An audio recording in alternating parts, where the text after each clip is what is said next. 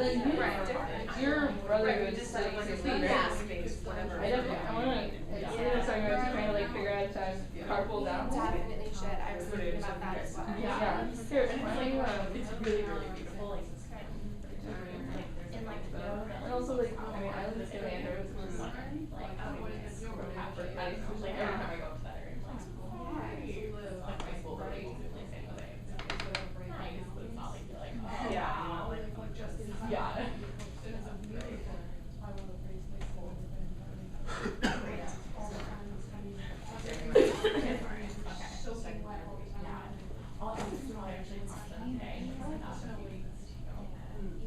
Yeah, just sort of like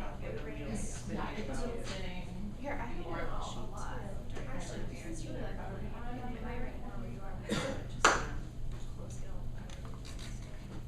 Go get up. So, I know you have to leave for a doctor's appointment, so that's totally fine. Just as a quickie, so any questions on the kind of the who you are thing? I mean, it's important to understand and keep working on it. Just keep working on it. I mean, I'm not telling you how to answer it. I just think you should continue to answer yourself that question. It's just a really important thing to do for you, for yourself, and of course for all your, I'm gonna use another marketing term, for all your shareholders. What do you think somebody, tell me what I mean by shareholders. I mean, who's a shareholder of yours? Who else? Yeah, who else? Yeah. Yeah, you're right there. You have shareholders in life, right? You really do. I mean, they're people who care about you, who you're involved with. It could be a significant other, friend, family. You do have stakeholders, or people who care about your success. Okay, and so you owe it to yourself and of course to them to keep working and making sure you understand. And of course, understanding what's important now. Know thyself. It's just, again, not for me, for yourself. So you really understand how to target yourself moving forward. It's fluid, we change, people change, it's all good. You're not carving anything in stone. There's nothing here that's kind of a solid vow for the rest of my life, I'm gonna be an accountant. It's not what this is about at all. Stay current. The goal planning we talked about, SMART, the what, why, and the how. In this thing we did yesterday, and I really will, I'll put a piece of paper out here, I'll take your email addresses, I'm happy to send you a link to this thing that Rachel was the artistic director on, helped me put together, but there's a piece in there, and I really meant to bring these books today, and I will bring them when we meet again, but they're essentially just very simple stenographic notebooks. Anybody ever see a stenographic notebook? So it's got a little line down the middle of the page, so it's a perfect journal from my perspective to what I call a what and why journal. And so on the left-hand side of the page, write down what. What do I want to do? Anything from bake a cake to be an astronaut. And then on the other side of the ledger, write why. And so I've never wanted to tell people to toss out their dreams. I think you should hold on to your dreams. I really do. I'm never going to go, that's stupid.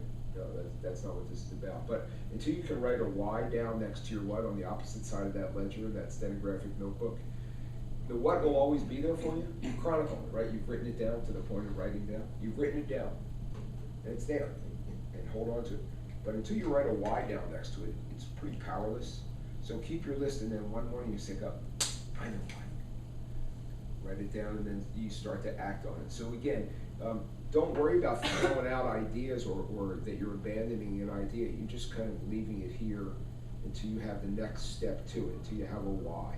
Does that make sense to everybody? The why is really important. The why is like your fuel, your whatever, your mojo, your whatever you want to call it. It's what drives you. The why is, why? Why do this is what's driving me right now. So keep a book. Keep a book, a what and why journal. That's why I asked you to do it in the WIN statement, okay? And so anyway, it's a very important thing to do, and that's how we use goal planning, because again, until you know why, you're never gonna figure out how. Because along the way, there are gonna be bumps and obstacles and left-hand turns and detours and all these different things. But if your why is really compelling and powerful, it'll drive you past some of the bumps along the way, right? But as soon as, if your why is not strong, you're gonna say, screw it, I don't care, I don't want to do this anymore. Yes? No, I was thinking about that earlier when you said it, like, instead of labeling myself as lazy, it's more like, I just don't have a good enough reason for doing any of those things, so there's never been a compelling enough why to carry out Right. the what. And that, you know, that's the way we are. I mean, we're human. But when that why comes, really, you're off. And so don't worry about abandoning ideas. I'm not saying, well, Rachel, throw that idea out, or that's stupid. That's not the point at all. I suggest you keep them. Because in your brain, you'll know that it's not thrown away. You don't have to worry, well, I'm not abandoning this. I'm just not acting on it yet because it's not, you know, the why kind of starts to prioritize things. Is that clear to everybody? I know it seems simple, but if you literally do it, if you take a book and keep a journal and do it, you'll start to bring your life into a lot more organization. You'll start to, you know, manage your time better. Because again, I mean, you know, to manage your priorities better because you can't manage the time. But you'll start to manage your whys, because your whys are going to take the top of the list. So, and to come to the next point, so, you know, don't make promises you can't keep. You know, don't make commitments you can't honor. And if you set a goal, you have a what and a why, then get it done. Again, that will turn into your branding for yourself. Don't even worry about anybody else. For yourself. It's how you feel about. Anybody like to say they're gonna do something and then they do it? You know, exercise program or plan a dinner or you know, a big event and then actually get it done. Does it feel good to do? Yeah. Hell yes. Right? I mean, it feels good to get done, right? So that's the whole point. If you set a goal and achieve it, you're going to start to build your own fuel for yourselves because I can do this. I did this. You need kind of previous references of successes. Again, it's like when we coach, right? You know, you try to build some level of confidence in some way so people actually think that they can do it. You know, then you start to build this and build this and build it. So build your own self-confidence. It's this sequential. If you don't have a piece of paper, you know, if you do, I'd suggest you write it down. This particular sequence, I think it'll really be helpful to you. So we've got all this, and we're at this point now where we have our brand. And this is probably something you've heard of before, which is an elevator speech. Okay. So I have to encourage you to this. So one of my teachers has taught me this, and I think it's a very important thing to realize and recognize.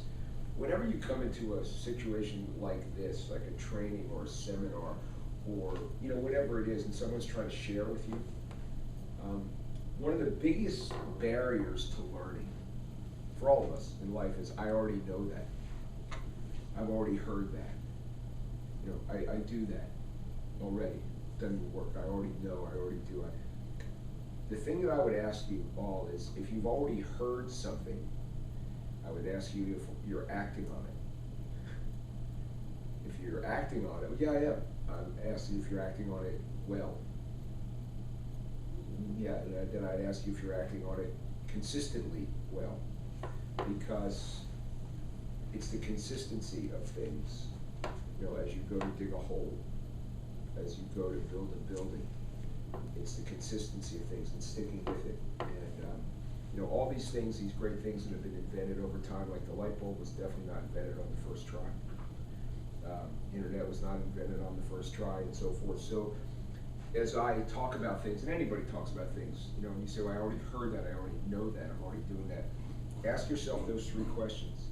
If you already know, are you doing it? Are you doing it well? Or are you doing it consistently well? So I want to talk to you for a minute, and I bring that up for some of these other things. That's general learning. Anybody know what an elevator speech is? Your like 2-minute summary of who you are and what you do. Generally, if that's what your speech is about. Close enough. Anybody else? Sometimes about 25-second speech. So, you know, you can look at it in a lot of different ways. It's a mini interview. It's a mini interview. You might meet the person who can really take your career or life or whatever in the exact direction you want it to go, and you have this one chance. It's called an elevator speech because they say, well, if you're on an elevator, stuck on an elevator with Steve Jobs or Bill Gates or whoever it is, the elevator's still high on Bill Gates, and they say, you know, hi, I'm Barry. Hey Barry, what do you do? You have this chance, right? So one of the reasons when I walked around the room today and introduced myself was to kind of desensitize all of you and make you understand how to be a little bit concise about who you are, what you do, and how to capitulate that very quickly, very succinctly. And it helps you. Again, it's part of your branding. Boy, she's sharp. She gets it. That's an immediate brand, if you will. I'm gonna beat the crap out of that word, just to give you some idea what I mean by it, okay? It's an immediate brand. She absolutely gets it, as opposed to, I do stuff, I volunteer. It's not real compelling, okay? So when it was taught to me, sometimes it's hard to quantify it very quickly. So if you wrote down something to the extent of, you know how when I'm a headhunter by trade. What's a headhunter? Well, you know how when a company needs people to fill a certain job and they don't have the resources to fill that job, they would come to somebody like me who has contacts across various industries and boards, and I would help them secure that person, and for my time and energy and connectivity, they pay me a fee. So that's what a headhunter does in about 25, I think I got 25 seconds or something like that in there. So you have this little scripted line. You know how when so if we took what you do, or what you do, or what you do, and you wanted to explain it to somebody quickly, think about it like that. How would I explain what I do? Well, I'm a VISTA. What is a VISTA? Well, VISTA is a volunteer in service to America, but within my VISTA, do you volunteer? Well, essentially we do. You know, we get paid what is it called? A stipend. And but my job is I work at a place called the mic. Well, what do you do for the mic? Well, I coordinate this or I do that. Well, explain that to me. But well, you know how when and then you just fill in that blank. Because somebody does have some tangibility to it if you allow them to be tangible. Does this make sense, everybody? So you take this little simple formula. You know how when a organization needs this and they have to go outside and find it? Well, I'm the person that might do that. You know how when my organization does this, I sit down and do all the coordination of this, or I help with the website, or I'm a jack of all trades in the thing. What does that mean? Well, you know how when a company has all these loose ends and dangling ends, everything from web design to project planning to whatever, that's my role in here. Then it covers it pretty quickly. Okay, so if you take this little simple formula, this little blank, and use it, I would suggest all of you on your way home today, figure out how you might, it doesn't have to be perfect today, but work on it. Because sometime, some way, somehow, that question is going to become absolutely tantamount in your lives and careers. It will. I told this story, I think, to Rachel's group last year.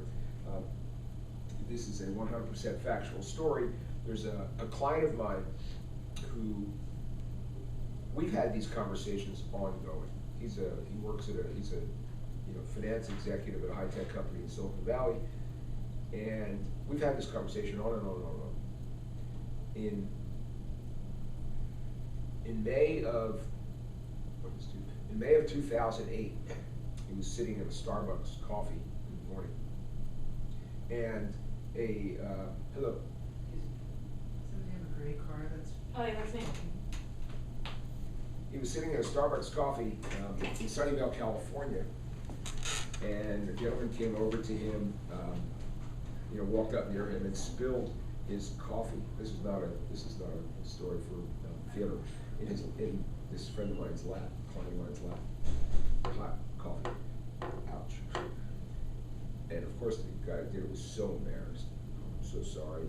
And this friend of mine, client, was very gracious, as opposed to stupid.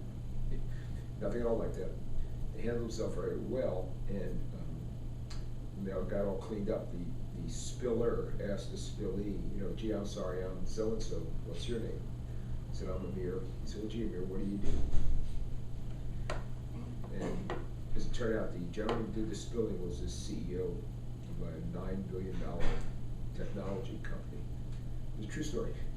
And 4 months later, Amir was working in this company, because he was able to handle himself gracefully under fire, no pun intended. Might sound like a theatrical regurgitation of a story, but it's a fact. And so one of the things I believe is you're always interviewing. You never know when that person, in your case, right? You were at a neighborhood party, right? I mean, Food drive. food drive, a neighborhood conclave, whatever it was, and you were kind of ready to be ready, right? And you're, of course, probably something before that helped endear you to this person to even ask you. You weren't. I babysat for a kid. Yeah, right. So again, to go back to branding, right? You know, you were a good babysitter because you're always interviewing. You were interviewing when you were babysitting. You just didn't know it, right? So please understand that you never know which relationship, what time, how, when. You just don't know. So always have a good brand. Always be positive. You know, always hold doors, as it were, for for elderly people, and you know, do what you can to do what you can. And Rachel knows this about me too. I believe very deeply that even if you're in a job you hate, you have a absolute responsibility to yourself to do the best job you can in the job you're in. If you're there, do a good job. It's part of who you are, it's part of what you portray, it's part of how you envision yourself and what you bring to this world, and it will grow from there. And if you don't, and if you say, well, I'm not going to do anything good until then I'll do good. Do you kind of practice like you play, Coach? Yeah, I said that yesterday. You play like you practice. I'm sorry. You play like you practice. You don't wait for the lights to go on to be a good guy or a good player. You be a good player all the time, because that's your branding, and that's who you are, and that's what you get to be about. So we're just talking about the elevator speech and how important it is, and how you're always interviewing. And so you're interviewing. I was joking with her that she got the job she got about 5 years earlier when she was babysitting for the person who hired her, because her brand was good. They knew who she was. They trusted her. So always do a good job. There's that famous Martin Luther King speech that says something like, if it's upon you to be a street sweeper, then sweep streets. How does it go? Because we just did this yesterday. Sweep streets. Like Michelangelo painted. Yeah, like Michelangelo painted paintings. It's important to do a good job for yourself, for how you're going to portray moving up. Don't wait for the right moment to just decide you're going to be good then. Be good today. Be good now. Be good when you go out to the store. There's definitely situations out there to try to drag you down. There's no doubt about that. But if you can overcome it, then your brand increases to yourself. So this elevator speech is kind of a mini interview, and it helps you kind of get out there and feel good about that you actually could portray what you do, means you're proud of it, at least in case you're willing to portray it. So when you go to this next piece, who's heard the term networking? Not social networking, although that helps too. What does networking mean to you? To me? Yes, to you. Well, I don't know. I honestly kind of thought about social networking when you said that. Okay. People say that in jobs like all the time. Okay. What does it mean? It's even social networking. Just like, I don't know, just like sort of getting a lot of people that you're connected with, so that they'll, like, if you're a company, so that they'll, do what you want from them, like attend your events or know who you are, and then like the point, I guess, potentially is you can like help each other or something. Okay. Networking. Any? I think it's just making connections with people. You never know if somebody, what type of agency they work for. I feel like in my job I network all the time because I'm trying to recruit tutors. So I tell people about what I do, and then if they work for a high school, I immediately ask if the high school is like in the area to see if we could start a partnership or something. So just kind of always like knowing like who you are and like selling that to them, and then seeing if like what they have can help you, or if what you have can help them. So just making those connections with other people. Great, very good. Anybody else want to jump in there or add to that or whatever? Okay, it's exactly right. And what I would share with you, and I think that's a perfect thing. The only thing I would share backwards is that when you network, you should always try to find out what you can do for somebody else first. I work in such and such a place, and we do these things. If there's any way we can ever help you, just let me know. I mean, we might be able to do this or that. It'd be my pleasure to come over for an hour and meet your kids. I don't want anything for it. There's something called paying forward in life. It's a really important thing to think about and do and understand. The people who pay forward are usually the people who wind up more successful, because it's always good to give. And you all know that by what you're doing right now in VISTA, because it's not about the money. So networking to me, I call it common courtesy. But when you network, of course, if you have your elevator speech all ready, and somebody says to you, well, gee, it's so nice to hear from her, thanks for the birthday greeting, or whatever it is. How hard is it right now with the social network like Facebook? How hard is it to send, are you on Facebook? You have like lots of friends? Or? Yeah, a few hundred. Okay, so I mean, do their birthdays come up, right? Yeah. Do you always send a friend a birthday wish when you see it, wish when you see it on Facebook? Usually. Yeah, it's a good idea, right? I mean, it's so simple and so easy to do with Facebook to stay in touch with your constituency, right? And how long does it take to say, hey, Mary, happy birthday? It takes kind of no time at all. Hope you have a great day. These little things matter. It doesn't hurt at all. You know, you should never wait until you need somebody to ask for a favor, right? You should always try to stay connected and stay networked. And so, I was talking to Rachel about this yesterday. You know, people want to do business with people with whom they trust and with whom they're friendly. If at all possible, you'd rather do business with someone who's friendly than unfriendly. Is that fair? You ever go to a store and like the merchant's just like, what do you want here? You know, I'm too busy. Or you go to somewhere where they give you an little extra ice cream on your coat, or you know, they just do something nice. I want to go back there. Does that make sense to everybody? So it's kind of paying forward. So if you are in a situation when you are networking, just think about it as common courtesy. How could I help you? How could I help you today? You know, I met you, gee, that's great. Well, you know, we have this company and we do these things. If we can ever help you, just let me know. I'm not trying to hustle business. I'd like to help learn more about who you are and so forth and so on. If you have 200 or 300 or whatever we have friends now, you think it would be of any benefit to have 1,000 if people knew who you were, what you're about, or you built your network through your job right now, and really, when you left your job, if you made that a better place by the network that you grew for your agency or your the organization you work with, you would have left that a better place, if nothing else, by the network you grow, right? And gee, we really thought highly of them. You know, I actually just forgot your name, I'm sorry. Laura came in and she did such a great job of telling us what they were about, and came in, she even brought a group in to serve us, you know, one day or whatever it was. I was at that Willard film thing last year. What was it called? It was our banquet, but we just had it was a movie premiere.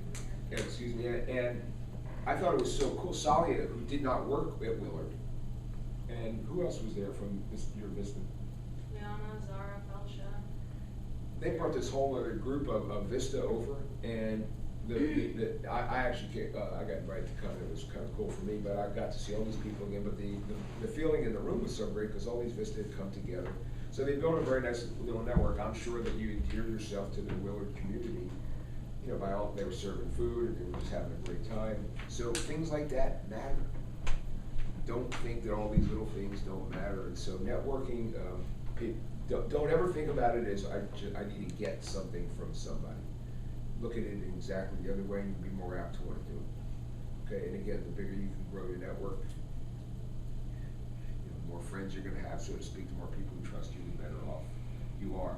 This all leads up because somewhere, somehow, the world of looking for a job right now is more challenging and more complex, really, than ever, for two reasons. Probably more than two, but the two that come to mind for me right now are the market stinks. Maybe the worst economy we've been in a long time, certainly sustainable. And it's very hard to differentiate yourself right now with the way people want you to apply for jobs. Because you have to apply for work, most cases online. You know, you send your resume to a Monster board or careers or career builder, or I think for executive jobs something called the ladder and all these things. But they ask you to send your resume and application in a very certain format. In fact, they lay out the format for you. Put your name here, put your address here, put your this. And what happens is it's almost impossible for you to differentiate yourself from anybody else. How do you do it when you have to fill in boxes? You can't write a curly Q on your, on your L. You can't, put a heart on top. You can't differentiate yourself in any way, right? Because they're just filling digital boxes. And so, job boards and things of that nature, the digital age, on the one hand, it seems like you're applying for a lot of jobs. I can get my resume out to 400 places in 20 minutes. So can everybody else. So can everybody else. Probably one of the worst jobs that I would think of to have in my brain right now would be the person on the other end of that tube who's getting all this data flung at them, this digital data flung at them. You have to, so then they, what they do when they come into the other side? They have keyword readers, and they're pulling out resumes that have certain keywords on them. And that's how they cut through the thousands of resumes that they get. So if your resume doesn't have the right keyword, It's something in the job description usually, right? usually, yeah. Trying to figure out what that is, trying to figure out where to weight it, trying to figure out how to put that in your resume becomes really difficult. Trust me, you can do it, but it becomes, in one way, everybody, blind dumb luck. It really does, blind dumb luck. So I would caution all of you to never think that just sending resumes to job boards or to company websites, which essentially are mini job boards, that's not looking for a job. That's something you kind of have to do, but your chances of getting a job that way are probably 5%, maybe 2%, honestly, because you're just a bunch of code, right? LAR is really just code. It's whatever the code is for an L and an A and a U. Somewhere in there, maybe you have something that sticks out, but one of the and so I'm laughing just because we went through all this yesterday. So essentially what that turns you into is a commodity, right? You're just like a bunch of code. And so that's the way you're viewed. And raise your hand if you really want to be viewed as a commodity, if you want someone to look at you as a, soybean or a pork belly or something of that nature. I'm just saying this again because it's part of this video that we made yesterday. But that's what it does. The way that people look for a job right now is very commoditizing. That's what they want. But you can't let it happen to you. That's why I'm standing here today. If you learn nothing else from me, please don't let yourself be a commodity. Okay, try in some way to differentiate yourself. Hello?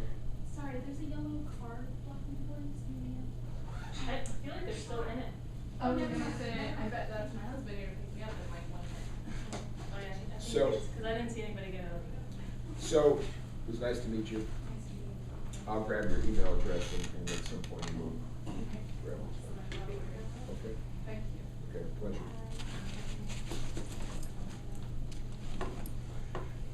Nice to meet you.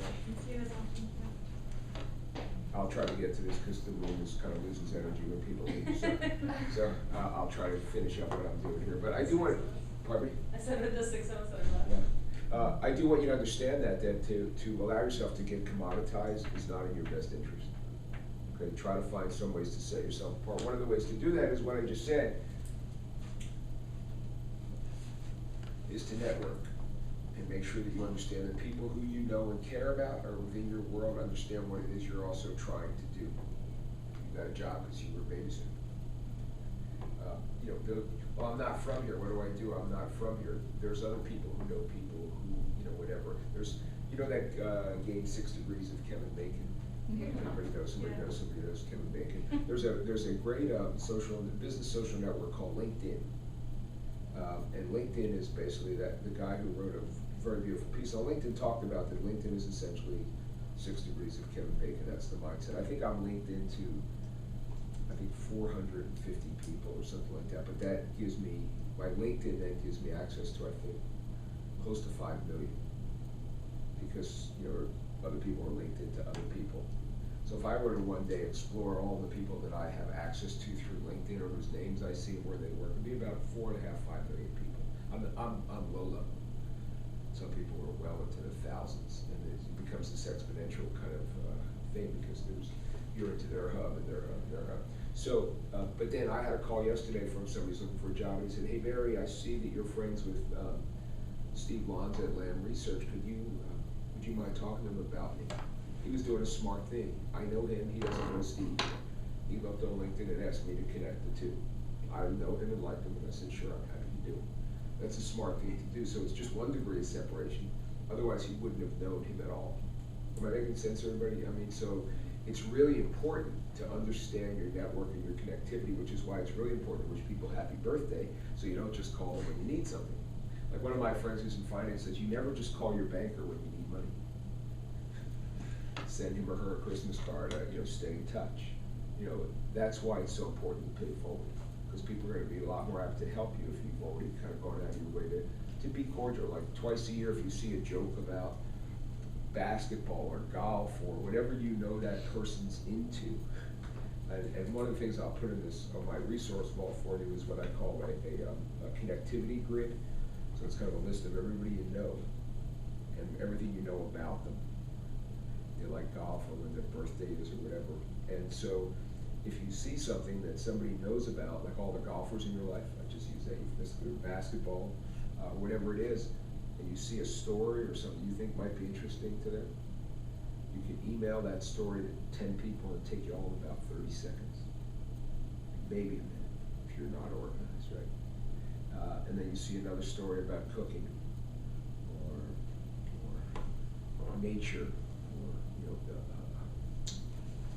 media, digital media. Just boom. Now you're, thought of you today, hope you're doing well. Long time no speak, love to catch up soon, and you send them the story. Am I making sense, everybody? It's really important to understand that this is critical. Otherwise, your chances, you're gonna put yourself into this tube of 4 million people who are applying for the same job, and all you get out of it is to put your name in a box, right? And sit there like this. I hope they call, I hope they call, I hope they call. Which way do you think is a better chance of getting to work? Obvious answer, right? Both together are that much better, yeah. So, very important thing to understand that all these components, so you're talking to somebody and then they say, well, gee, I haven't talked to you in a while. Thanks for calling, what are you up to? Oh, I'm here. I'm doing this. Oh, well, it sounds interesting, tell me a little bit more. Okay, as opposed to, let me read you my resume. Nobody wants to hear that, but maybe they do. And maybe you say something, they say, well, gee, I know that guy Steve Lonza over at this company, and I think he's looking, That's how this works. If you stay on this path and this consistent building of your brand and making sure you're out there. Any questions, any comments, making sense? Am I hitting hollow ears, or does this make sense? Or, yeah. Any questions about it? Networking, whatever. You should have a networking plan.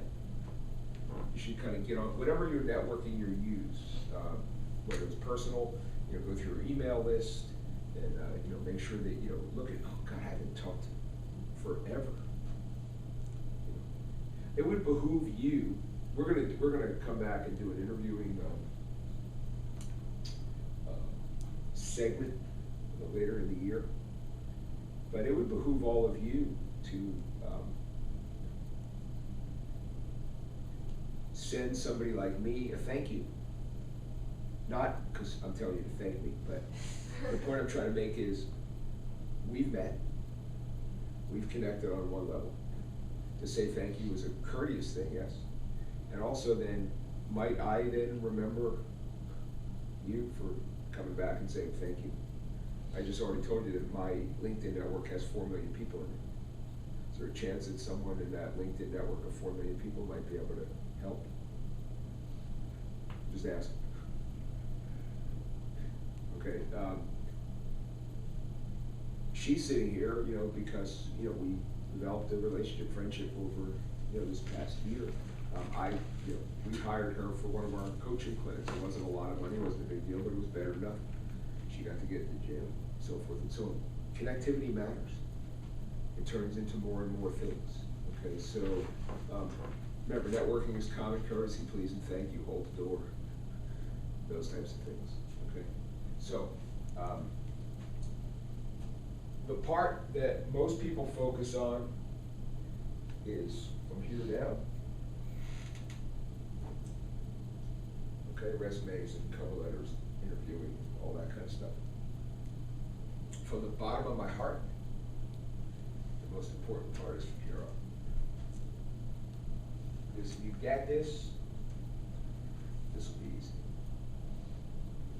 Okay, I'll say it again. If you get this, this is easy. Because you've already done all the work. Right? A resume, again, I have a very fundamental belief that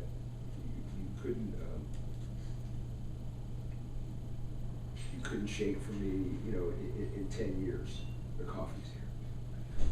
You couldn't shake from me in 10 years. And the belief is that when somebody picks up a resume to read your resume, they first look at it as art.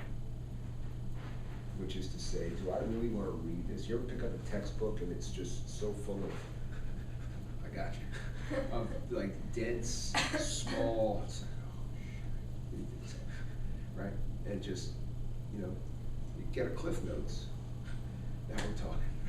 You get a little, you know, note-taking part out of it, right? And all of a sudden, it becomes a little more approachable, right? You would want to read it more. I just got a reader, an electronic reader. I'm attention deficit certified. I am not a great reader. When I pick up a book to read, I look at all the, you know, I can't get to here. I get to here and think about oh, this is a big book. I don't know how to read this big book. I'm reading Keith Richards' book called Life. It's actually very well written and entertaining, but I have no idea how many pages it is, because on a reader it doesn't tell you how many pages it is. And the pages are very small. There's not a lot of verbiage, just the way the reader is laid out. This is perfectly made for somebody like me, because it's readable. When you approach it, it's very, there's not a lot there, right? So the pages go quickly. Now I feel like I'm accomplishing something. That page might only have a half a page what the physical book had. I get to turn the page, and I'm reading it, because it's a more approachable. That's what happens with resumes. If somebody picks up a resume, we talked about this yesterday. You said 1 page or 3, what did you ask me? How did you ask me? 1 or 2 pages. 1 or 2 pages. 1. Easily laid out, easily to look at. You know, what's the goal of a resume, would you say? Outline what you've done, your experience. Okay. Beyond that, then, what's the goal?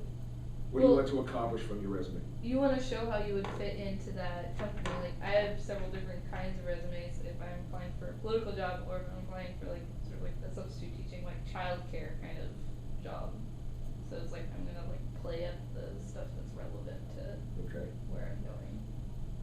Anybody else? What's the goal? To get people more interested in you, for them to ask questions. Which is what? To get an interview. That's the sole goal of your resume. It's not to tell your life story. People do not have time to read your life story at all. Okay.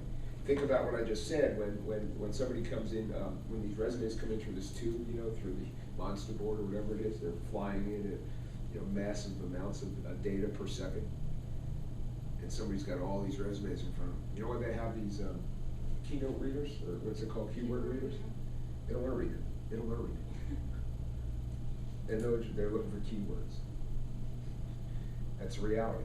That's why they have them. So when you give, pardon?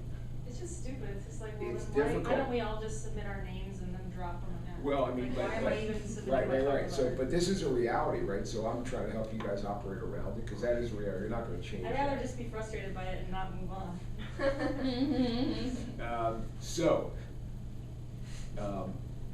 We'll be talking about that.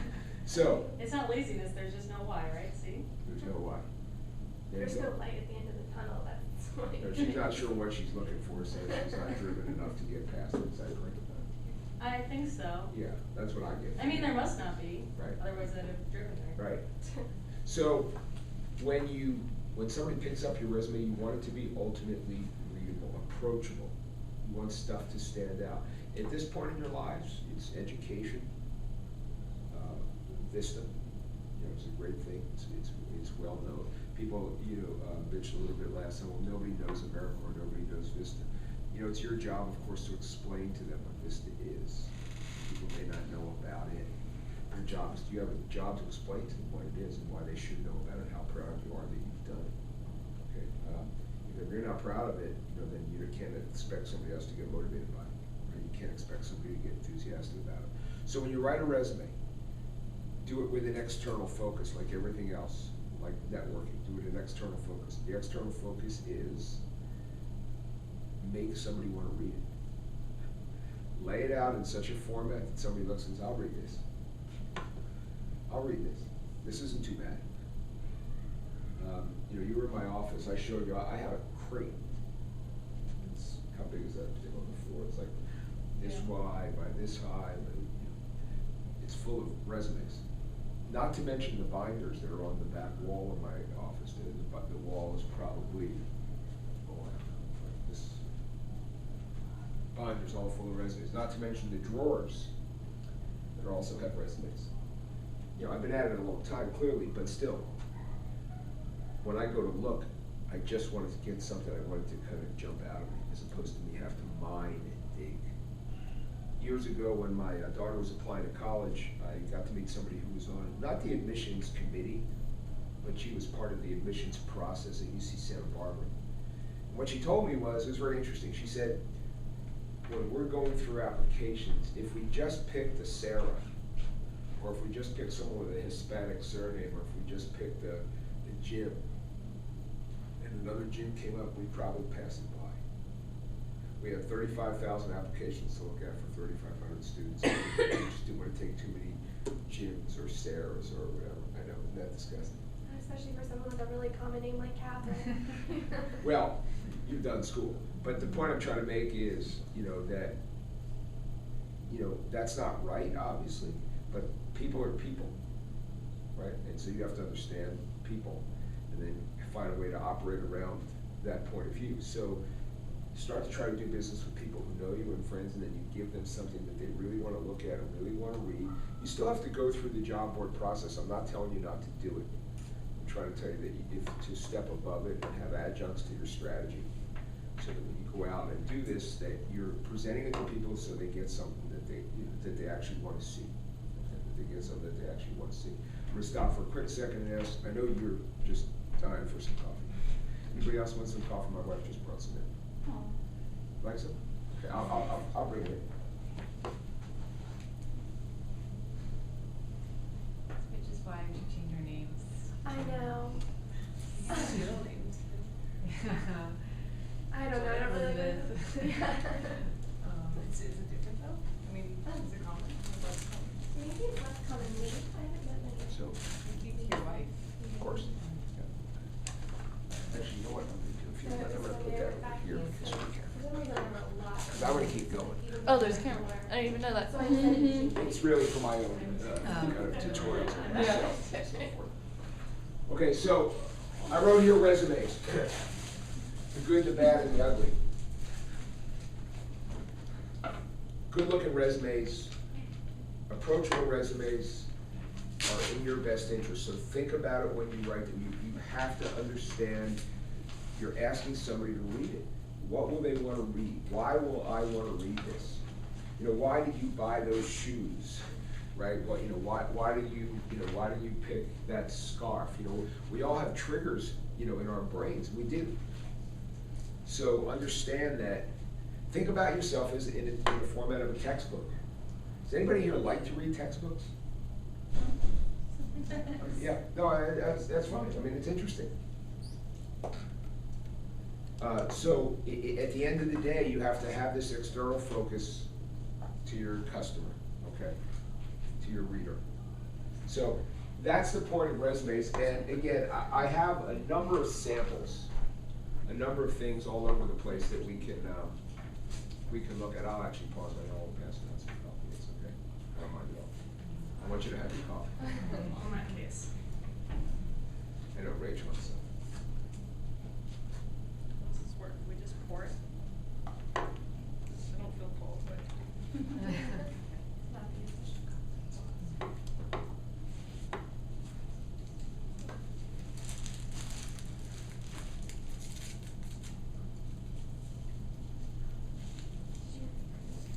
one of the things I learned about doing this with recording it is there's such a thing called editing. Editing. Oh, yeah. So when my head is in the back of the shot. No, we're gonna keep that in there. It's big enough, don't worry. Thanks.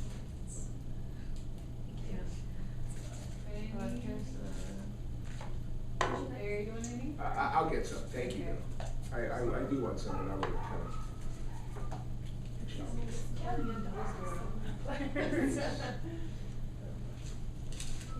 Oh, wait, Pete's for you guys too.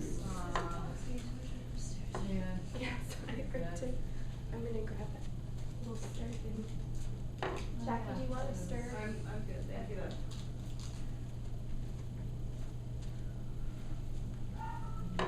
How's that, Jack?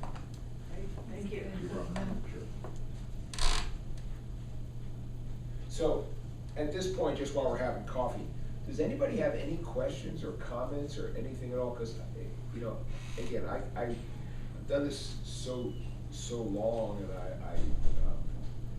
I prepare to do these things, and so I really could talk for a long time, but I kind of don't want to. I mean, I don't mind sharing at all. But any questions, any resume, anything at all, cover, I mean, anything that we've talked about so far, networking, anything at all, that, you know, did somebody have a question? I just have a question about your resource vault. Do you Sure. have like a reading list of like good, I do. like I do. books out there? Yeah. Cool. There are not necessarily, but there are some books on there also, but I have lots of PDFs and things that I think, you know, one of my favorite ones, frankly, is the Bill Gates' speech to Stanford graduating class, I think back in the mid-90s. It's called Stay Hungry, Stay Foolish. Steve Jobs. Steve Jobs, what did I say, Bill Gates, sorry. Yeah, I Steve- like that article. Yeah, Stay Hungry, Stay Foolish. It's kind of a little bit of a mini bio about him, and then, you know, some of his core beliefs and values and so forth. He's obviously a very driven guy. But yeah, there's lots of stuff in there, and you're really welcome to it. When I say I share, you know, I've stolen a lot of this stuff from Napoleon Hill, and obviously I have my own life experiences, and I process it or you know, feed it back in my own style and fashion.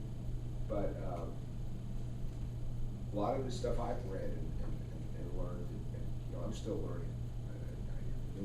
No possible belief that I know it all. So I do enjoy reading these things and getting other people's perspectives. Some of it may not relate to you at all. You may say it's stupid. That's fine too. So take that and throw that out. One less thing to worry about. But yeah, there's lots in there. I keep adding to it, and it's certainly free to you guys. If you want to share some with your friends, that's up to you. It's free, but I would encourage you to get in there and you know, kind of dig around. There's some sample resumes, what I call, you know, good, bad, and ugly. You know, have a look at them, and you know, and so forth and so on. But I think people spend an inordinate amount of time on their resume, and they forget all this other stuff. And again, to me, this is the key. Because remember what happens to this first. Goes in that tube. So you want to try to use some of these things to make people realize who you are, what you're about, that you have integrity, when you go into your network, that maybe someone would actually represent you because you're a great person. You know, because you did such a good job, you know, there. You know, my daughter has a job for a company called, she lives in San Luis Obispo, and she works for an organization called Mind Body Inc. And it's a software company that's based in San Luis that does fitness scheduling software. So if you own a gym or a yoga studio or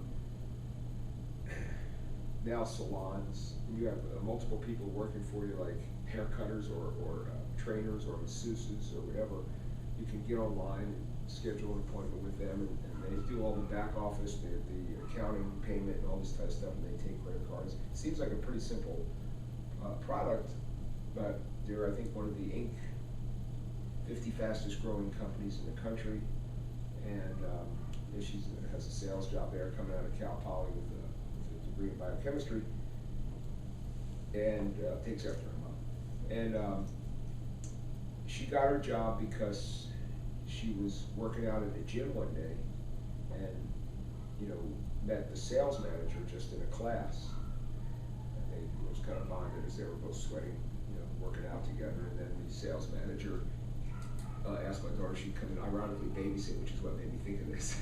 And then from babysitting, she got a job as a sales associate, and she did such a good job while she was still a student, and then got a job, you know, for the company. And you know, it's hard to get a job these days, particularly in a town like San Luis Obispo is tiny. So, network, right? She didn't know she was networking, she was just being her. To my point, okay, you can negate this all you want. I can't help you. Probably edit that out, huh? You can negate this all you want, but at the end of the day, what I share is to try to help people shorten the string. Otherwise, again, you try your luck. It's like going to a casino, in my opinion, to send those resumes to those job boards, just like rolling craps or something like that. And I think those are about your odds. You might win. What I'm trying to share with you really will increase your chances just dramatically because you're going about it. Excuse me.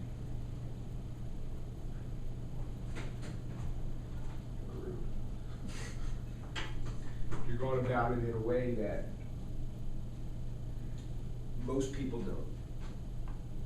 They default and they spend hours here. And again, it almost never gets read, not the way you want it to. Almost never gets read the way you want it to. So, I'm not saying this isn't important, of course it is. But first make it readable. Make sure your key facts stand out. Because they don't want to hear a life story. Your job is to be enticing enough, alluring enough, have enough stuff on there that makes somebody, maybe somebody's evolved. Pardon me, that's a big deal to be an alum. Big school like that, that's a big deal.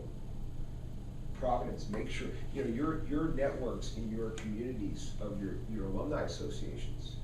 Do you have active alumni associations from the University of Tennessee? Are you involved? No. But I'm here. Are you suggesting it? What do you think? Yes. Yes. What could it hurt? Let me put it like that. What do you do? Time, money, Just to be involved in the alumni association, does it cost money to belong to alumni association?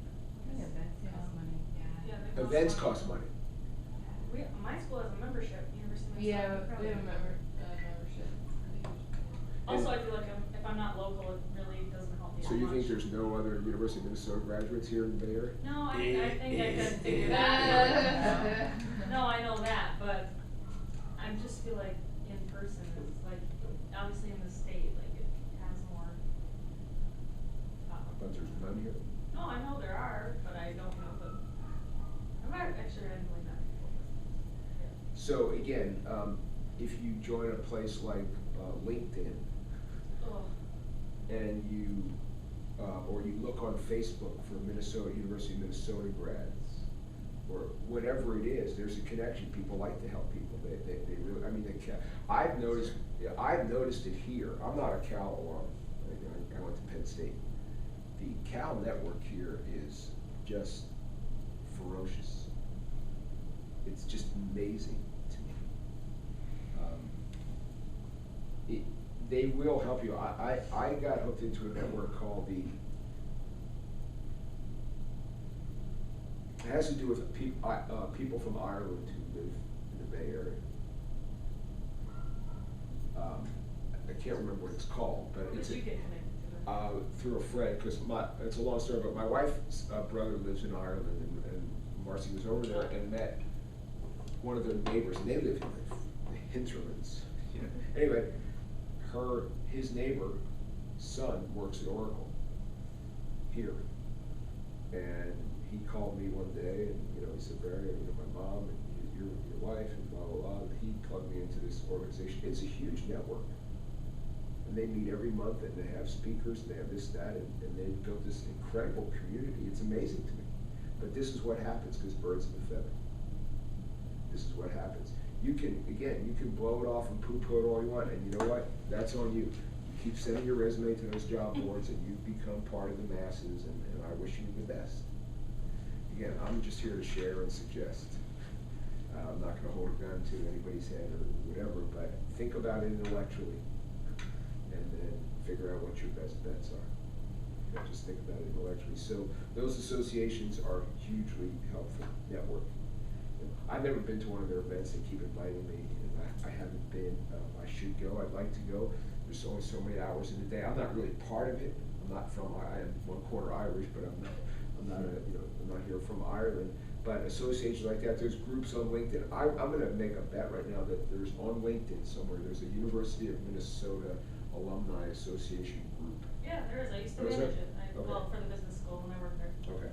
So you actually have connectivity to the business school, University of Minnesota. Yeah. So I used to work there. the point is, one of my teachers wrote a book called Your Secret Wealth, and he talks about all of these different things that we all have, we just don't realize, like running the alumni association for the business school and things of that nature. So it's up to you. I mean, I'm sure Providence has an alumni association out here somewhere, somehow. I ran into one when I was volunteering serving meals. Okay, isn't that ironic? I mean, it's so fascinating. You know, it's a small world if you leave yourself open. You know, where I live up in El Cerrito, you know, it's kind of not a traditional neighborhood, and I have a neighbor who kind of lives behind me, but she lives on a different street, and you wouldn't even know it's behind me. Anyway, we ran into each other at a block party or something, and I said, you know, you just seem familiar to me, and it's not that I'd never met her, but as it turned out, she was from Philadelphia, where I'm from. I went to Lower Merion High School. I said, well, gee, what year? And she told me, I said, well, you know, do you know my cousin? And of course, she graduated high school with my cousin, and this woman lives about 40 feet from me. I never met her before that, and she went to high school with my cousin. You do have to put yourself out there. It's there. You know, so you're not an island, and you don't want to be an island. You know, and if you are an island, then you must enjoy this, the solitary.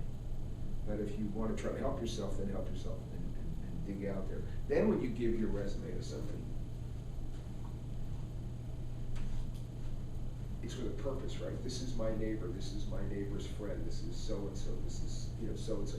You already have an entree, right? You're already standing out, you're not in that tube. Okay, so in a sequence, that's why I put this above this. Don't wait till here, to start looking for a job. Don't wait till here to start networking, it's too transparent. I need your help. Who cares? Who cares? Don't wait. Okay. So, again, there's resumes in the resource vault. I'll get it up to all of you. You can have a look. Cover letters. Does anybody ever write a cover letter for a job? So many. So many. Anybody hate doing it? You're like the perfect person to have here. I hope everyone feels better about themselves because I'm like at the bottom of the scale here. Did you write cover letters? Yeah, I think everybody's written comments. Yeah, no. No. Oh. How did you approach the task? I personally basically copy and pasted the job description and filled in how I fit the job description. That was how I approached it. Was it different than what was on your resume? No, pretty much. It was like, would pick one specific thing on my resume and elaborate on it. Okay. When you say elaborate, like, give me an example. It's not a test, I'm just curious. I wish I could think of an example.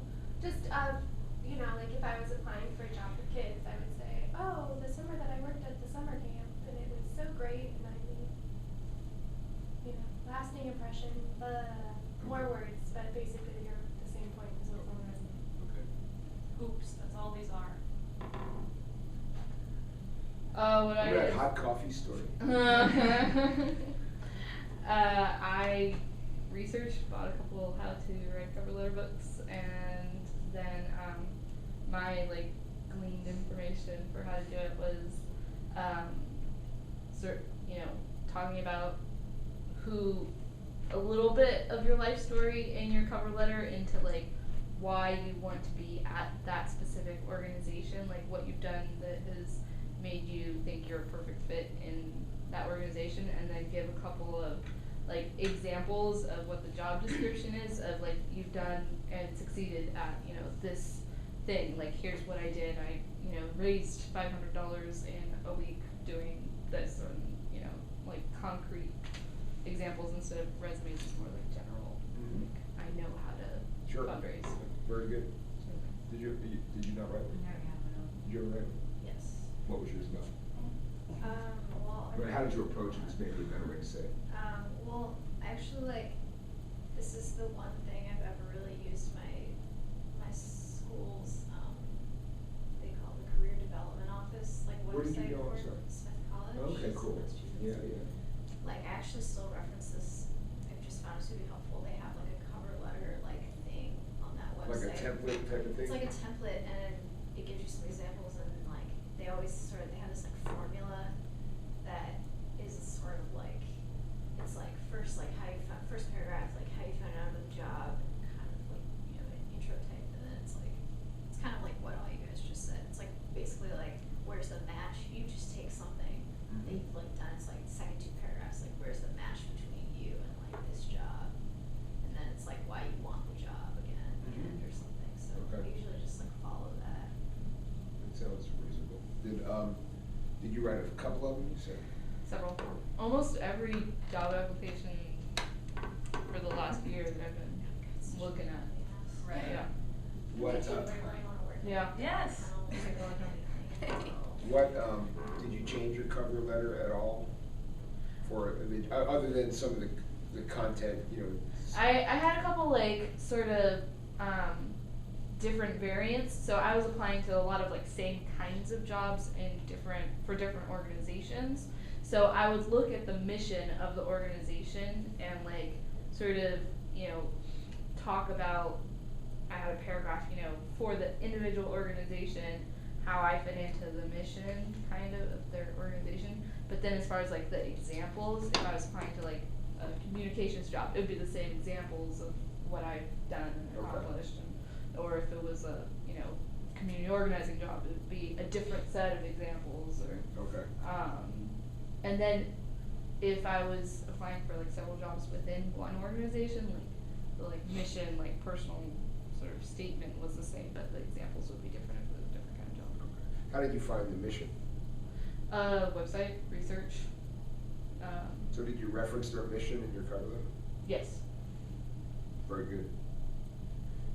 Your cover letter is a chance to, you know, to show a little bit of ingenuity and initiative and personality and step outside the bounds of the resume, which is really just you know, I think you said, just a recapitulation of facts, right? You saved money, you know, you worked at a certain place, you had a certain title, your dates were certain types of dates that you worked there. Not to minimize it, but this resume is really just, you know, it's an overview, right, of your career in little bullet format or some way. But your cover letter is a chance to display some personality and ingenuity, and so I think the fact that you were able to show somebody that you actually referenced a mission statement, and that you dug in and saw that, you know, I really like this because your mission fits fits one for these reasons and so forth and so on. Did you want some coffee or? Oh, no, I gotta head out. Okay. I got some other business that we're in, so. Okay. Just checking in, everybody's cool? Lunch was good? Yes, thank you. Right on. Follow the truth. What is it again?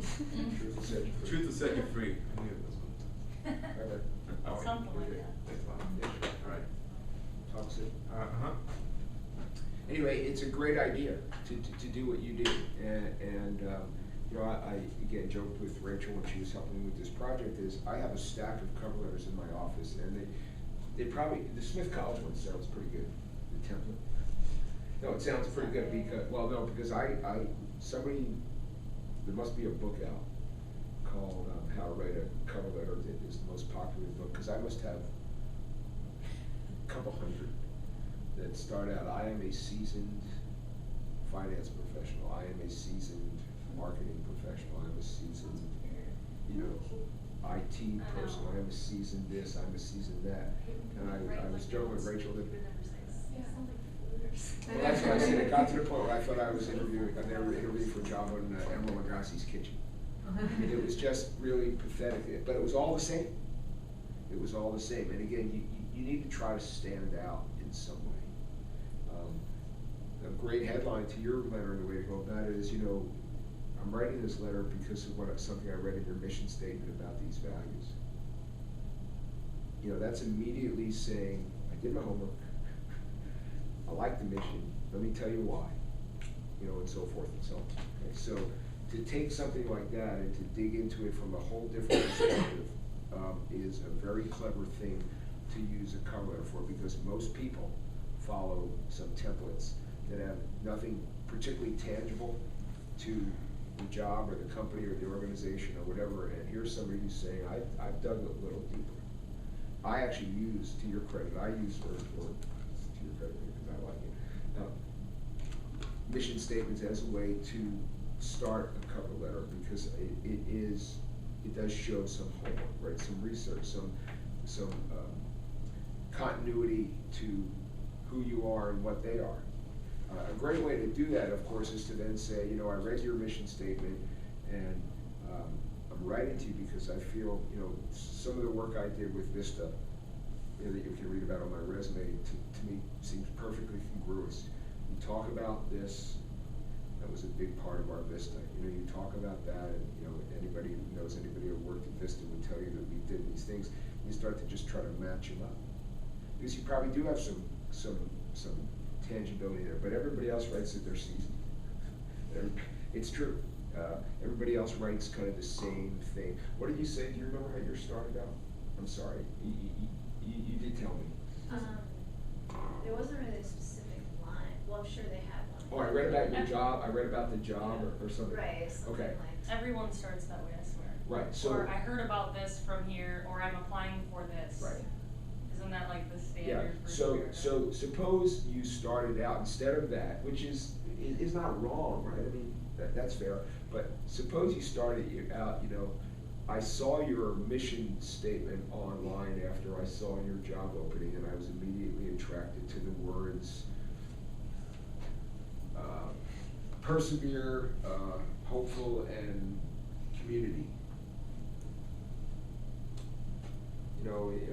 From 2010, 2011, I was at VISTA for Bay Area, Community Resources, and our core values were blah, blah, blah. I might read that. I might read that. It stands out beyond, What's the point of the cover letter? The point of the cover letter From is. Like a company's perspective. The point of the cover letter, well, for me, the point of the cover letter is you gotta stand out in some way, okay? You have to stand out in some way. So it's a good question, thank you. Well, because I always just struggle with writing it, because it's just, I struggle with the dichotomy of right and wrong, and because cover letter, like a resume, there isn't a right way to do it. Correct. I'm always like, oh, what is this? Oh, when they see this, is this right? When instead I should go back to what you say, stand out, say what you want to say. I don't really know, be honest, yes. Than the truth, right? Right, be honest. So then why still have I written this cover letter? I couldn't tell you 100% that we're gonna get to this in an interview question in a second, but what did I teach you yesterday about polarization? Oh, it's better to be loved or hated than tolerated. This is a really important thing to learn. It's better to be loved or hated than tolerated. Tolerated is everybody who sends their resume online and says, I'm a seasoned marketing professional. They just want to fit in and then hope. Okay, yes, ma'am? I just had I read something though about somebody talking about living in the job market or living within your job, and it made the point that it's better to be useless than to be different within your job. That's totally fine. If somebody wants to believe that, then. Well, no, I mean, but it's just, it was bringing up the whole point of if you're different than people, if you don't necessarily, people will start to fear you, or there's so much jealousy and so much competition within, these job environments, work environments, that it's better to be completely just a useless nothing and not let any of your inner self show, because people are gonna fear that, or they're gonna hate that, or And, yeah, and that depends if that's a place you wanna work, right? So we Well, start to. I'm just saying, a lot of places are like that. No, Yeah, exactly. there's no doubt about it, and so again, for me, let's go back to here. Let's go back to what's important now. If you wrote in here somewhere like, I don't mind being useless. No, I'm not trying to be funny or sarcastic. Yeah, or You're just not like that. having a desk job at a large corporation or something. That's what I would view as But- like the, you know, cookie cutter, right? You're just, I think the problem right now is that what we want and what we need are can be different because of what the job, what the economy's like, There's no doubt about that there's an economic reality, and I get that. so sometimes maybe you have to be useless and just But- get by for a while. Yeah, that's what I'm saying, if people can see that you have something that they don't in that job, and even if you're not out, even if you're just doing your job, even if you're not out to get anyone, people are always gonna be in competition with you, which is why it's like, okay, you know, if you show your true colors, sometimes that scares people and they're gonna try to bring you down. and that's why I struggle with writing the cover letter as like me, or as the template that we all read and see, you know, I heard about this here, this is my experience, these are the examples, I hope to hear from you soon. Exactly, it's sort of That's like the Rachel. branding thing, it's hard to sort of brand yourself because, you know, you can open doors or you can close doors that way. Yeah. You know, wearing your opinions on your sleeve can be good, but it can be bad, I mean, it just. You have to act like you don't want it, you can't be afraid of being rejected, Yeah, that's hard. Barry, you've already convinced me the other way. I'm totally a proponent of being yourself in the cover letter. It's honestly, it's easier to write the cover letter that way than to try and fulfill the template, cause that's when I feel like I'm like, well, I gotta think of this example, you know? Whereas if I'm just kind of honest and makes sense, it's easier, but to their point, obviously, like, seeing the other side, that's when I worry, like, oh, now I'm standing out. And then I go back to Yeah. you with being like, standing out is good, cause I'd rather stand out and have them turn me down for being different, because why would I wanna work there if they want me? Right. But the other side is that, and There's that's just what's a in my lot. head, yeah. There's no doubt there's an economic reality, and I get that, but once again, I just will share with you that the world does wanna commoditize you. It wants you to not stand out. And it's kind of up to you and what, you know, what you believe, you know, again, know thyself. You know, what do you really, really want? I'm not here to tell you you're wrong. Honestly, bottom of my heart, I was thrilled to be able to get you coffee and help in any way I can. Go ahead, you wanna say something? 'Cause Well, no, I'm not, yeah. It's not, there's not a right or wrong, it's what you want. Okay, what you value. How much do you value your time? How much do you value what you bring? Do you think that there's any chance at all that if you were to present yourself as the very best you, the best you've got, someone might wanna hire that? You think there's a chance of it? Hopefully. Hopefully, right? That's a hard answer to say yes to, but yes, of course. I mean, do you want, would you like to try to find work in a place that would value the very best you? I mean, that's the goal for me, you know. Again, I told this story last year, I'll just tell it again. My son is a comedy writer. He has a job in food service, UCLA grad, and he is a dedicated, you know, scared, you know, tough field, you know, comedy writing, but dedicated writer, writes every day, and he works for, you know, whatever, $15 an hour in a coffee shop in Los Angeles, but he's very dedicated to his craft. And when I tell people about it, they say, well, gee, that's really hard. You know, it's a hard field to break into, and you know what, it is. But that's what he wants to do. So he's 24 years old. Is that how old you guys are? Something like that. And my point is, for him, I'm his biggest fan, is, you know, it is hard to break in, but what's really hard in this life is to be in a job you hate every day. That's what's really hard. And did anybody happen to read, when you got up, did all of you read that Truth Will Set You Free? Did you happen to read it? Well, if you get on, I have a personal website, barrykleinman.com. If you read it like later, you'll read my story, which is one that I didn't have anybody like me telling me what I'm telling you, which is why I'm standing here today. Because again, I'm sharing. When I was 18 years old, I knew I wanted to coach basketball. I knew it like I knew my name. I have a passion for it. You've seen me in the gym. You know, whether or not you think I'm a good coach or a bad coach, I certainly have a passion for it. And I love working with young people. It's just great. Well, I didn't start doing it until I was 45. Because somebody told me, you know, that you just got to fit in. You know, whatever. When I was graduating Penn State, They told me that I was an education major, and they told me there were no teaching jobs. Can you imagine? This is 1971, so almost hard to believe. But the Vietnam War was going on at that time, and so you could get a draft deferment by becoming a teacher. So the whole world just rushed to teaching. They just rushed to teaching. I genuinely wanted to teach, and still to this day enjoy teaching and sharing. But I couldn't get a job, and so they told me, well, you got to drop your education major and go be a physical therapist. Because I had all these courses in physiology and kinesiology because I was a PE major. And this is 1971, so it's like, what the hell is a physical therapist? There was one school in the whole country teaching it. Not that it bothers me, but it was Case Western Reserve University in Ohio. I happen to remember it that well, right? And I didn't want to do that. I wanted to teach. And so I essentially gave up on what I really wanted. You know, the war ended years later, but I had already fallen into a job in some New York company downtown, and then ultimately got into recruiting. But I had this stone in my shoe. It's one of the slides we put in this PowerPoint. And it just kept bothering me because I just had something I really wanted to do. And so when I was 45, it's 20 some odd years later, my kids were going to a middle school and then had no sports programs, and I started this program, and we got real notorious, and I found my passion again like all these years later. So there's part of me that says I wasted those years. It's okay. I wasted those years, but you know, you don't waste, hopefully you learn and you grow and you go, right? But again, for you guys, why I'm standing here today is to help you a little bit shorten the string and say, kind of go for it, and keep your dreams intact and know what they are and know what matters most to you. It may not happen tonight, it may not happen tomorrow, but you have to keep working at it. You may have to take a job, a desk job that sucks.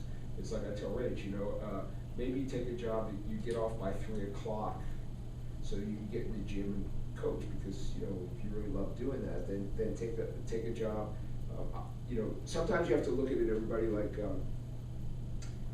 if you really know what matters most to you and you go after it and try to do it, that may not even be your job. That may be your avocation, and your job is a means to an end. Okay, it helps you do what you want to do, whether it's pottery or painting or golf or tennis or whatever it is. Maybe your job is just a means to an end. So, but you can deal with your job, because that's not you. That's just a means to an end. So the whole positioning is different. And just, this sucks. I just have a desk job and I'm just like a dweeb, nobody, whatever. When really what it is fueling what you really want to do, and you get to do that 5 nights a week. You cook or you teach or you whatever it is. So sometimes, and that's why for me, this is so important to know thyself. You may have to go about it backwards. I wanted to coach college basketball. Those guys now make a huge, when I was growing up, they didn't make a lot of money at all. Now they make $1 million, Division I coaches. Ray says it's too hard, too much to go through, and I'm not telling her she's wrong to get into the college game, because it's a long road, and we've talked about this. But I still think she should coach, because I've watched her. So then coach at high school and get a different job, but still kind of work with what matters most to you, because it still matters. Does that make sense, everybody? It still matters. It's what you said matters most, of what's written on your WIN statement. Am I clear? I mean, so it still matters.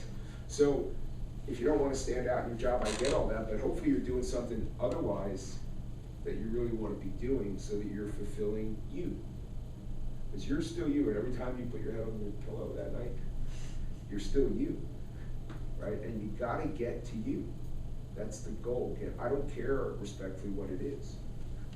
I just want you to know it and go after it in some fashion, so that as your life evolves and you get to be my age, you're not telling the same story to a group of other people, that you've approached it and gone after it much sooner. And you never know when or how it's going to happen, but to know what it is, to kind of know what you're looking for, and then not be afraid to go after it. It may be very, very incremental. Maybe you want to be a concert pianist. Maybe you want to study dance, or whatever it is. Make sure you address it and go after it and do it. And if you take a desk job along the way, the desk job, I told Rachel the story yesterday. I have a friend who's a very talented golfer. He wasn't good enough to make it on the regular tour, but now he's older and wants to play on the senior tour. And he's probably 40 something. And he's a garbage man, sanitation engineer. And he gets up at 3 o'clock, 3:30 every morning, and slings one of those pails over his back and runs up and down the streets and collects garbage. And so he's a trash man. Well, actually, he's really practicing for the senior tour because he's done at 11 o'clock. And he's at the golf course at 12, 5 days a week. He's practicing. Pardon me?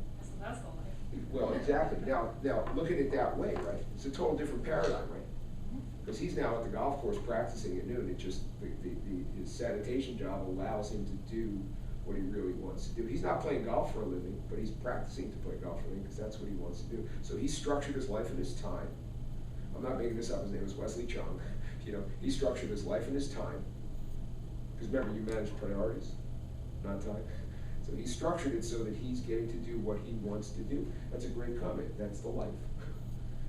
I'm saying so, but now, is everybody capable of doing that? Finding some work that fuels your passion? Yeah. So it may not be a direct line.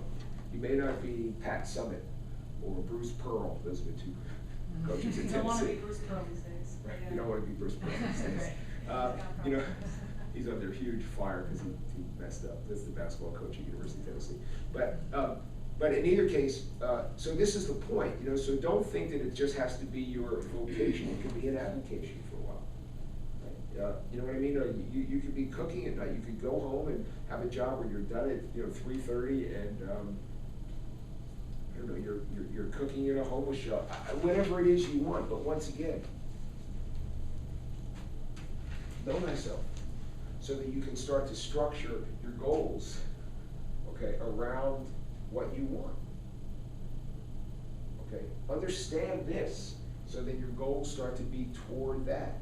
There's other stuff that has to fuel the process, right? You need gas in the car, right? There's things that have to happen. There's an engine has a lot of components to it, right? It's nowhere without the spark plugs and the pistons and the cylinders and all those things, right?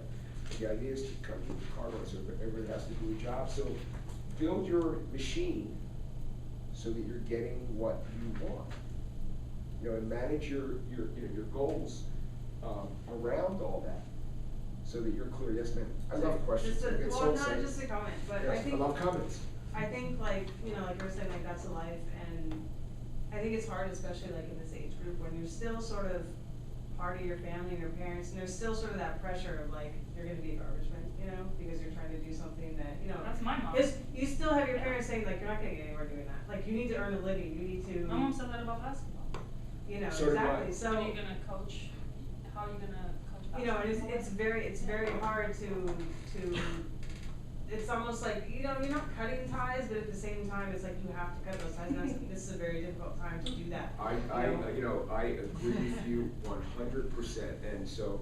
When you're So it's on like the how do cell phone you plan with your Yeah, parents and they pay it's your car like insurance maybe? How do you do that? How do you sort of stand up and say like this is what I'm going to do? Like you need to, because your parents say, I love you, I love you, and I accept you, and I'll support you. I'm learning. It's taken her A year. Right, but I mean, even if they tell you like, oh, I'm going to support you, I'll stand behind you, but then when it comes down to it, it's like, what? Why? Like, I'm gonna make her listen to your audio. But and I agree with you. And again, I was your age a long time ago. My kind of goal here is, but I lived it, and honestly, 6 years ago, I'm 60. I was 60 in June. 6 years ago, I was 54 years old. My mother said to me, "Enough already with the basketball." True story. I was 54 years old, wife and raised 2 kids. Enough already with the basketball. Just so you know, that's Parents to never change. Yes, exactly. It's not going to change. Yeah, no. I hear you. I lived it. my mom. I got it. That's his parents. I'm not here. I am actually here to just to be another voice to consider, and I'm an advocate for all of you. Okay, I'm really an advocate for you guys and what matters most in your lives. I'm an advocate for you knowing yourself, and then of course trusting yourself, having the integrity to believe in what you're doing, and set your goals. I do know look, remember I said there's no straight line to success. Well, you know, parental pressure or external pressure is one of them. But what's gonna get you over the top? I listened to an interview, sorry to jump into this, but my brain works this way.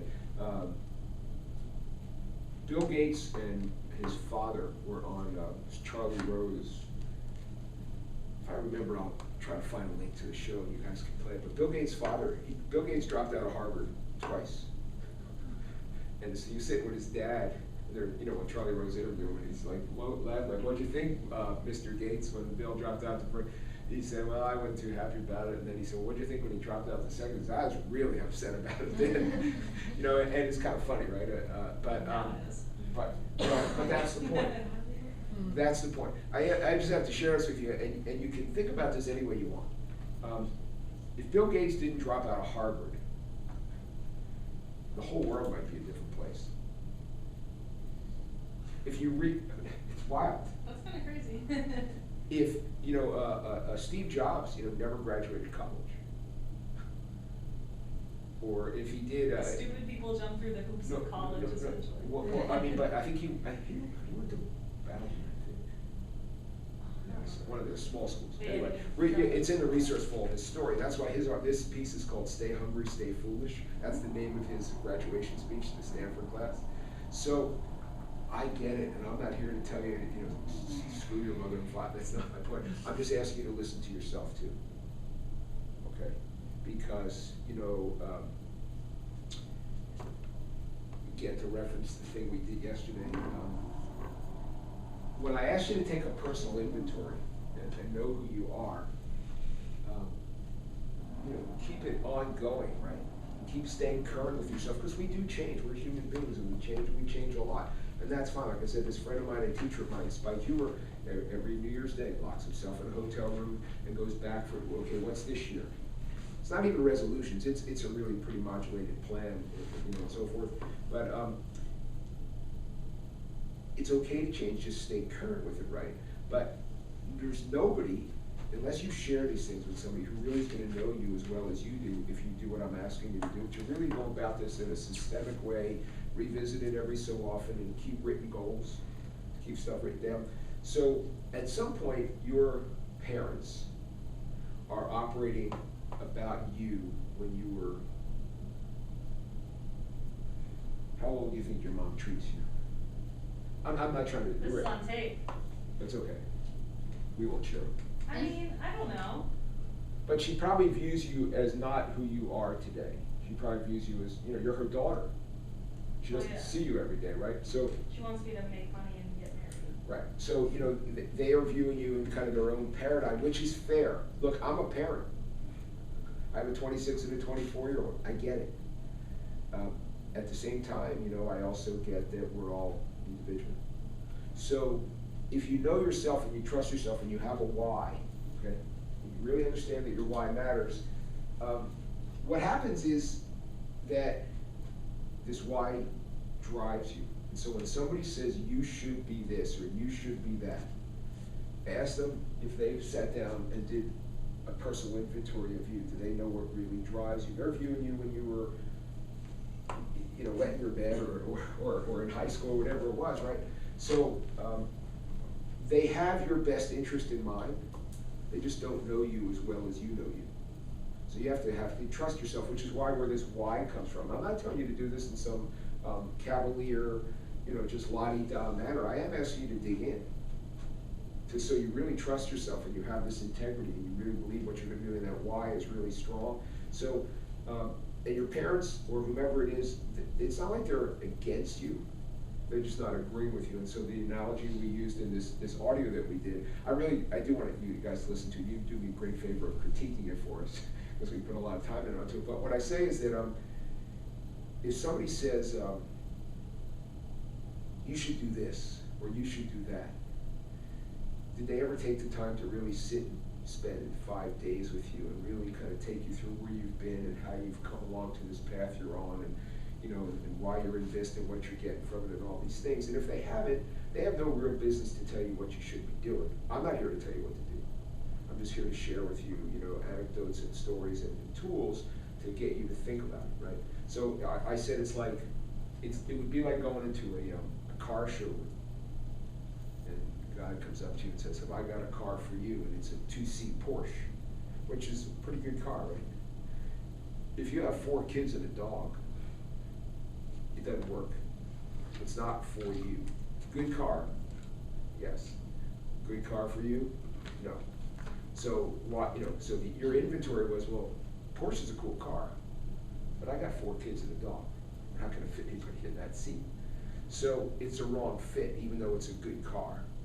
So until somebody you understand what I'm trying to say? So until somebody does an analysis and an inventory of you and what you're about, they have no real business telling you what to do, because they don't know you as currently as you know you. So your defense for that is to know yourself and to really understand your whats and your whys. You know, and even if somebody says, "Look, Mom, you may not agree with me, but I'm going to do this, you know, for these reasons. And I've thought about this a lot, and I mean, my reasons are really strong. You don't have to agree with me, but please trust that I've thought this through." At some point, you do have to cut ties. At some point, you do have to move forward. Because, you know, at some point, are there parts of your life where you're thrilled your parents aren't involved, that they don't have to be involved in your decisions? Hell yes. So the point I'm trying to make is, there you chose to cut a tie, right? So you can't have it both ways, right? Well, I was just sort of more asking, like, from your, you know, from your Paternal like, perspective. what's the best way to, like, tune stuff? Because it happens all day, whether it's your parents, whether it's society in general. You know, Sure. society in general looks down on, like, sanitation. What did you call it? Engineer. You know, I mean, there's things, whether it's people that you know love you or people that you don't even know. I mean, there's stuff coming in all the time, so it's like, absolutely, you can justify within yourself, you know, but at some point it breaks you down. It breaks you down. So it's like, how do you go about tuning that out consistently to keep focus on? Because if it matters enough to you, then you don't care what Right. it's saying. But I mean, at some point We you all get need, run like, a down, self-confidence you know, you boost, need essentially. those like boosts Yeah. or something every once in a you while. need, You know, it's like, you need written, again, the WIN statement is just something I came up with, okay? It's my own creation, but there's a lot of those things out there, okay? This is just mine. It's a basketball acronym I stole from one of our halftime WIN. What's important now, we would say, well, so-and-so's a good shooter, so we need to guard him, and I took it and I morphed it into this training, because it made sense. But basically, what's important now is what's important now, and so you have to have this written vision of your life. That's why writing it is so important. You'll never get over the naysayers until you start to write for yourself. And remember what I said, there's 6 steps to success according to Napoleon Hill. What do you want? When do you want to buy? You know, what are you willing to give up to get it?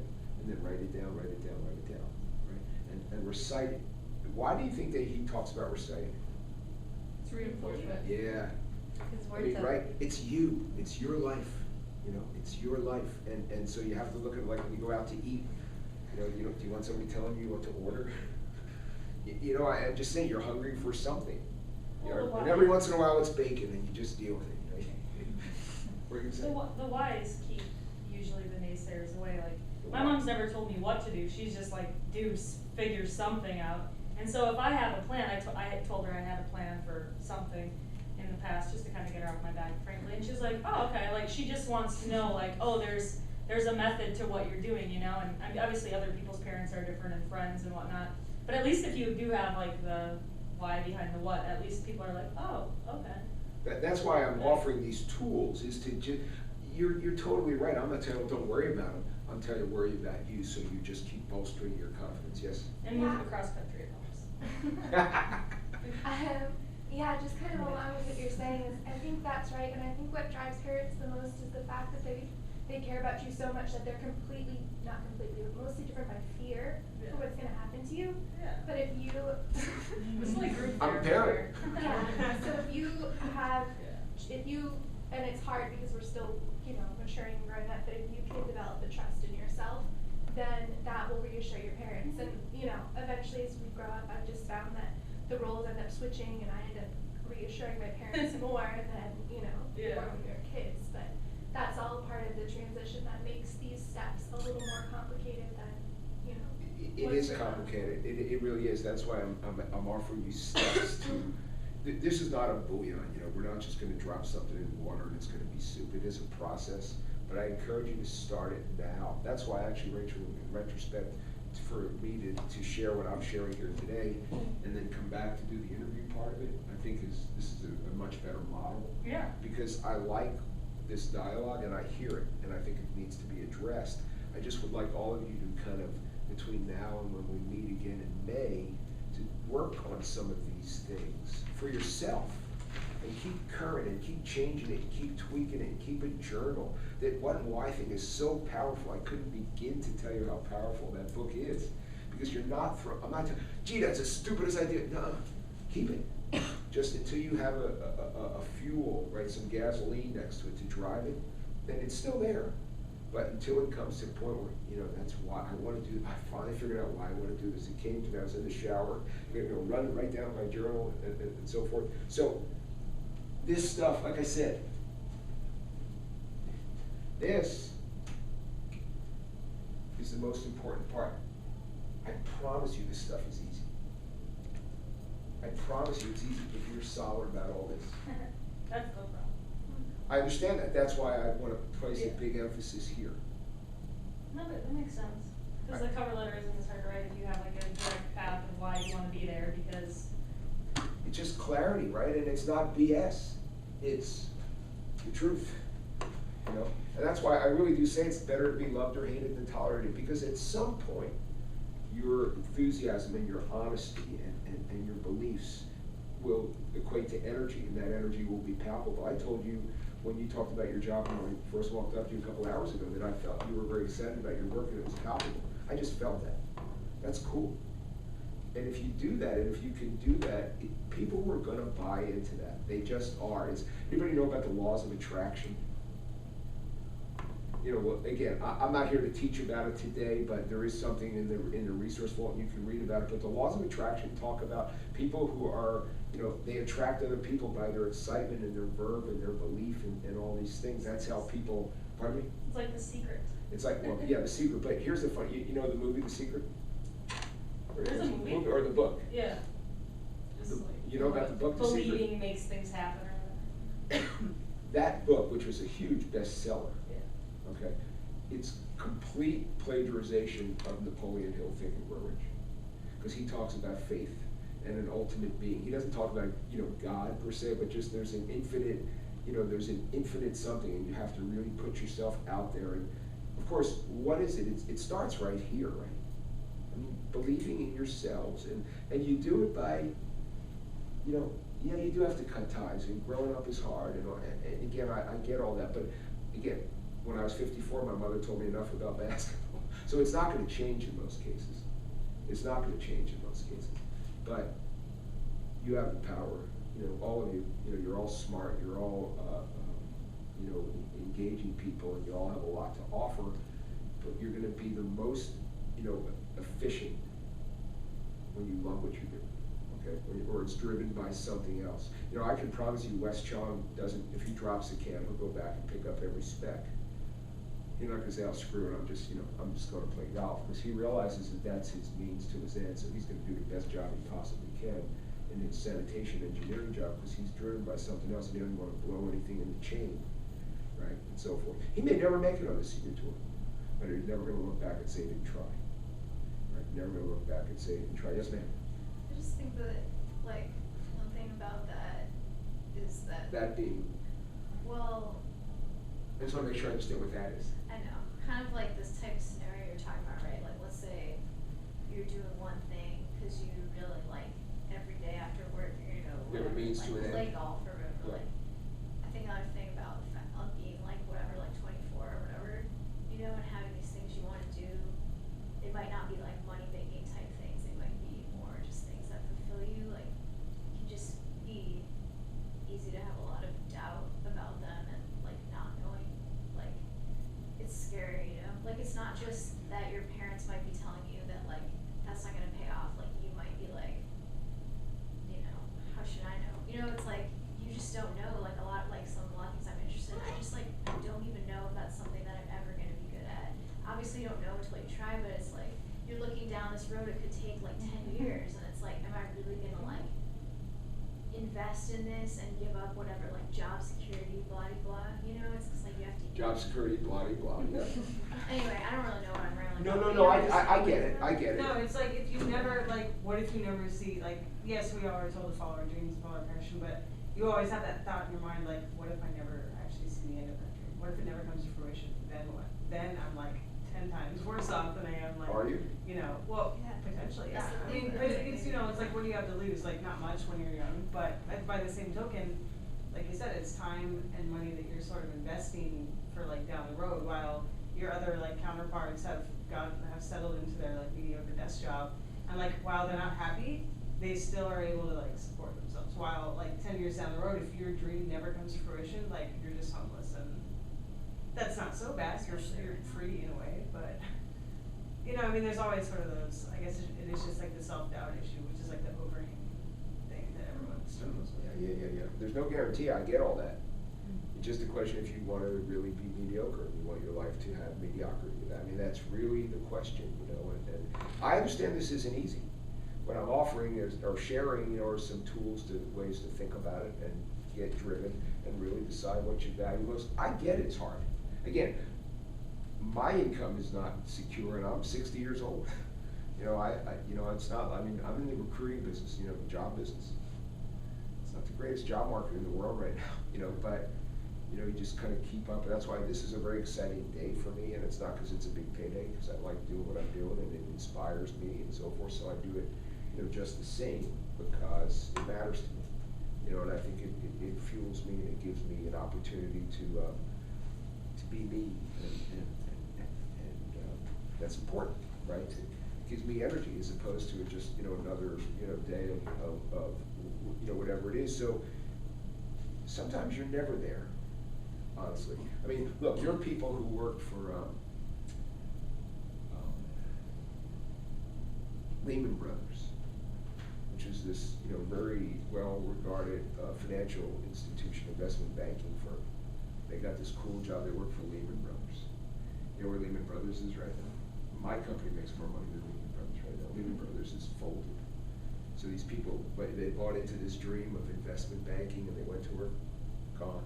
The people invested all their money in something that turned out to be a Ponzi scheme by Bernard Madoff. They lost everything. The point I'm trying to make is, you know, there's no certainty. So if you want to try to be certain about anything, is trust yourself. You know, trust yourself and keep pursuing what matters most to you, because at least you're on a path to something, as opposed to just saying, well, screw it, I'm just going to take this desk job and rot.